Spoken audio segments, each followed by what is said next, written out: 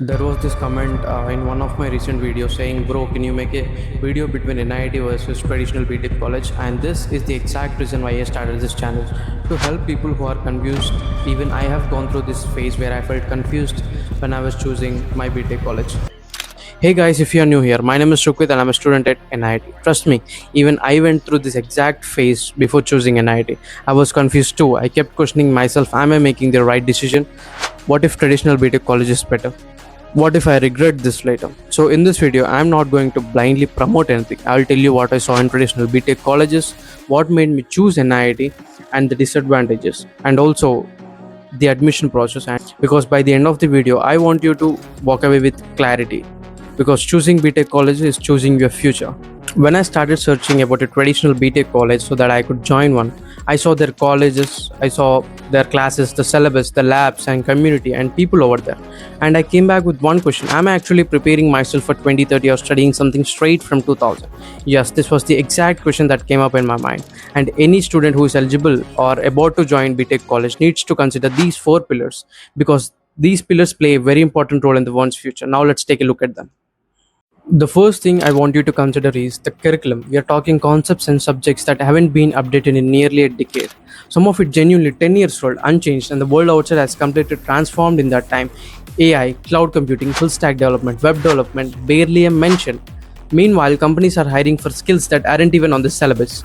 In a traditional B.Tech college, all I found is old syllabus which is not even up to date. Many prestigious colleges still follow the same syllabus from the past 10 years. So when you come out graduated, all you could learn from college is some old syllabus which is completely irrelevant when you graduate. So choose a college wisely, where the syllabus is up to date and where your college can adopt to the new trends of technology like AI, data science, cybersecurity, or whatever it is. So choose a college where the syllabus is up to date according to the new trends of technology. And next comes the right people around you. This plays a very important role in one's future, because it can help you or it can ruin your future. This part doesn't show up in a brochure. There's a quote that says you are the average of 5 people you spend the most time with. Imagine if all 5 of those people were builders who are obsessed about winning, growth, and success, who are obsessed about making apps. In a traditional college, you'll find smart people, genuinely smart people. I want to be clear, I'm not taking that away from anyone. You'll find smart people in traditional college, but the environment is different. The conversations in the hallways are different. The lunch table talk is different. At NIAT, you are surrounded by people who are building apps, launching startups, and solving real life problems. Figuring out how to turn an idea into something that people could actually use. That energy, that obsession with growth, it gets into you. It influences you so bad you start thinking bigger just by being around it every single day. So when you are choosing a college, choose it wisely. Choose it in a way that you are surrounded by people who are smarter than you, so that you can learn something from them. So here comes next: internships and placements. You can have the best syllabus in the world, you can have the smartest people around you, but if you graduate without real work experience or zero idea how the industry actually operates, none of it matters. Let me explain why.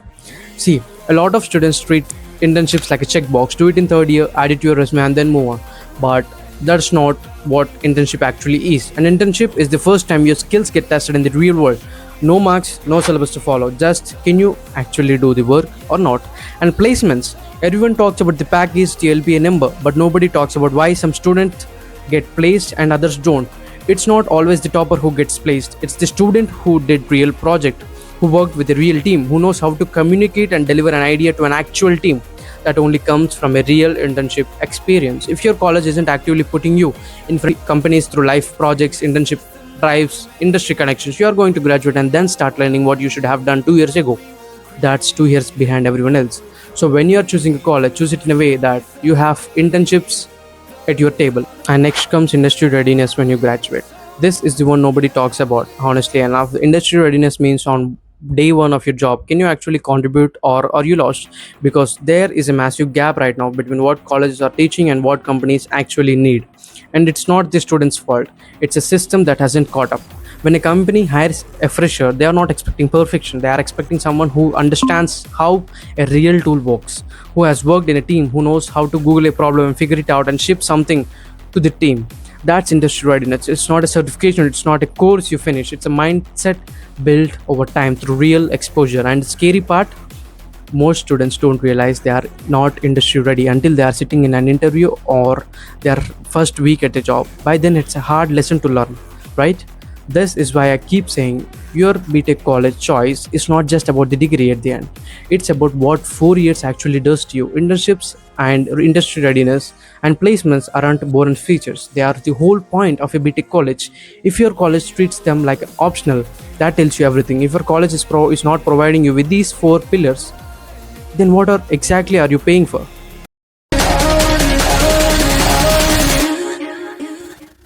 So now, what made me choose NIAT? Everyone around me had already made their decision, and I was still sitting there preparing for MCET, and I found NIAT. Here's what made me say yes. Honestly, that phase of confusion was one of the most uncomfortable phases. Everyone's asking you what college, what's your plan, and you just don't have an answer. And the worst part is the more you research, the more confused you get. I went through this exact phase, I went through everything. I researched curriculums, I watched videos, I talked to people who are already in colleges like NIAT, trying to figure out what actually matters for a tech student's future. And that's when I started looking at NIT differently, because when I looked at other colleges, I kept finding the same problems: outdated syllabus, no real internship pipeline, zero focus on whether you would actually be ready for the industry, and the community, just people showing up, getting a degree, and leaving. But NIT was different, and not just in one way, in all four ways that actually matter. The curriculum is built for where the industry is going, not where it was 10 years ago. The community is full of people who are building, growing, thinking bigger every single day. Internships and placement aren't an afterthought, they are part of the whole structure. And entire concept is designed around making you industry ready before you even graduate. That's when it clicked me. It wasn't one thing, it was all four pillars sitting right there in front of me in one place. And once I saw that, I made the decision to get into NIT. I didn't choose NIT because someone told me to. I chose it because when I actually looked for tech students' needs, NIT had the answer to every single question I had, and that's not something I found anywhere else. So, if you are a student who's interested in tech, internships, and industry readiness, this is for you.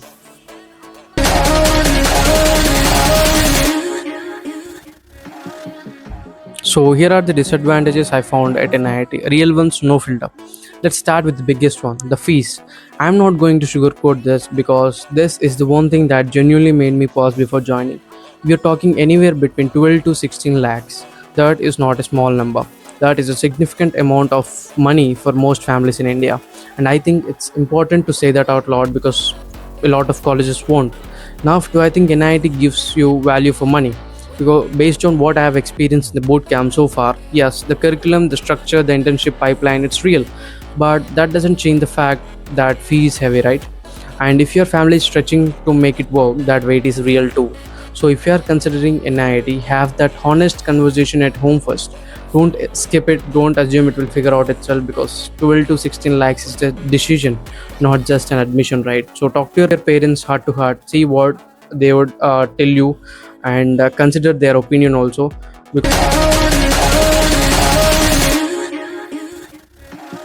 The second thing, if you are coming in expecting the full college life experience, the big fest, the chaos, the events every other week, that whole energy, NIT is not that. Festivals happen at NIT, but it's minimal. Main festivals get celebrated, and that's about it. And look, I get why. The focus here is heavily academic and industry oriented.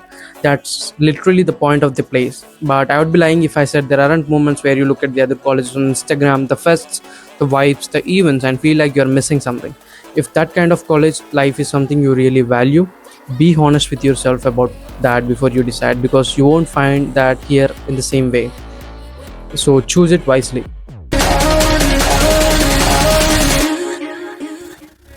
And then there's the timing, 8 a.m. to 5 p.m., Monday to Friday. You know how it goes like.